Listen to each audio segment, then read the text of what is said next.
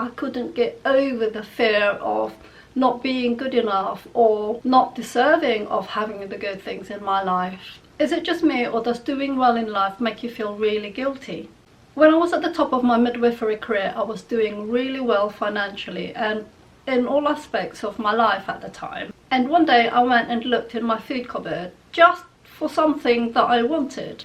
And this was a profound experience, namely because even with all that stuff that was in there, there was nothing there that I wanted. What was so profound about this experience was that I felt so guilty for doing so well at that stage in my life. I was really grateful. But because at the time I knew people who weren't doing as well as me, and if you work in the healthcare sector, you know how hard we work for our money.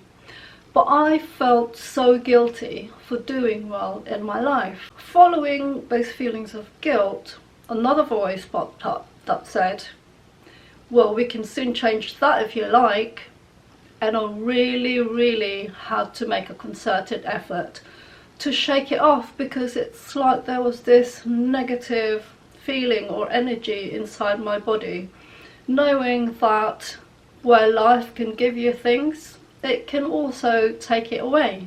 Before being a midwife, I wasn't in such a good place. And the reason I'm mentioning this now is because since my channel got monetized, there's this feeling that's beginning to creep up that I know is a form of self-sabotage. The sound of my mother's voice is still echoes in my life today. And I'm not sure if you're the same as me, but I was brought up being told that rich people are arrogant, selfish, self-centered and show-offs. And on the other side of that is that life is so hard, life is a struggle, you've got to work so hard to get by in life. So how can we get better in life or improve our life if we have other people's limiting beliefs controlling our subconscious? And deep down, all those echoes of other people's limiting beliefs also makes me feel like, what if I'm not good enough to be successful or to have all the good things in life?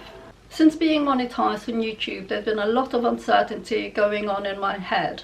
And that's because when I look at my YouTube stats, I see that one video that got me monetized doing really well, and I'm really happy about that. On the other hand, I see all the other videos, although they are doing well, they're not doing as well as that one video that helped me get monetized. And these are the videos that's really pushing those I'm not good enough buttons. And I have all these questions going around in my head asking, is it just that one video that's going to be successful? Am I just a one-hit wonder?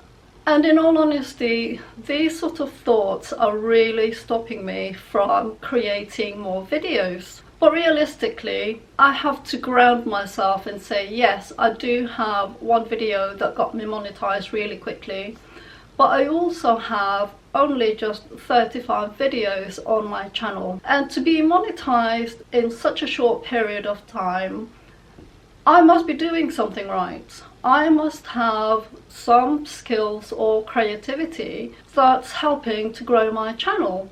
Like a lot of you who are on this platform trying to make some sort of a business or a living on YouTube, that having just 35 videos and expecting huge amounts of success is really unrealistic. Why should I stop myself from creating more videos just because I'm not as successful as I'd like to be?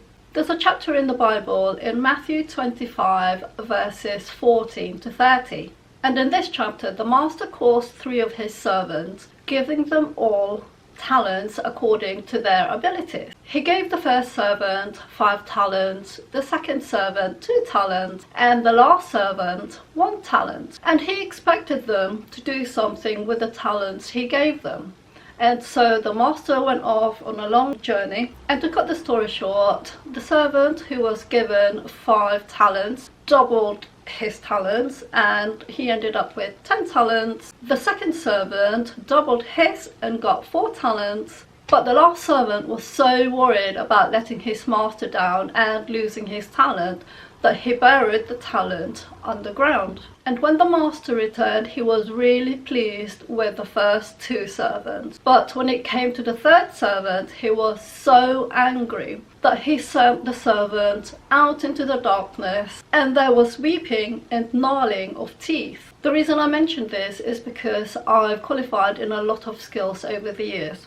Indian head massage, reflexology, craniosacral therapy, and nutrition. And even though I was really good at these skills and qualifications, deep down the fear of not being good enough or not deserving of having the good things in life really affected how I developed a business out of them, or not, as the case has been. And just as in Matthew's verse, there was definitely weeping and gnarling of teeth just because I couldn't get over the fear of not being good enough or not deserving of having the good things in my life. And when it comes to YouTube, don't ever believe people so much when they say, yeah, I got monetized and now I'm raking in all that money, because it's not always true.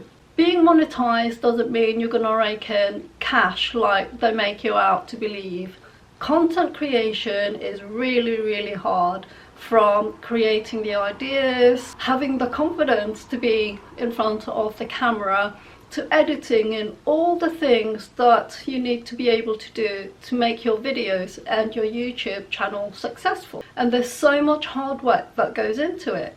And much as a lot of you has commented that I've inspired you by sharing my experiences on this platform, I know that I can't be making all these type of, I hate to say it, probably some of you may be thinking it, I can't be doing these poor me videos forever, because I feel that we have to be able to move on from this situation that we may be in at the moment and improve our life. Another teaching from the Bible is in Romans 8 verse 28, which says, "And we know that for those who love God, all things work together for good, for those who are called according to his purpose." From all the skills that I've learned and qualified in, you can see that all I've wanted to do all my life is to help people. Having been monetized on YouTube, I can tell you now that getting revenue is really unpredictable. And to improve on that and create some sort of a business or improve my life, I want to share what I've learned from starting over. And in a way, it's my way of staying accountable in moving my life forward. And the thought of working with you guys on a course or a membership does fill me with fear.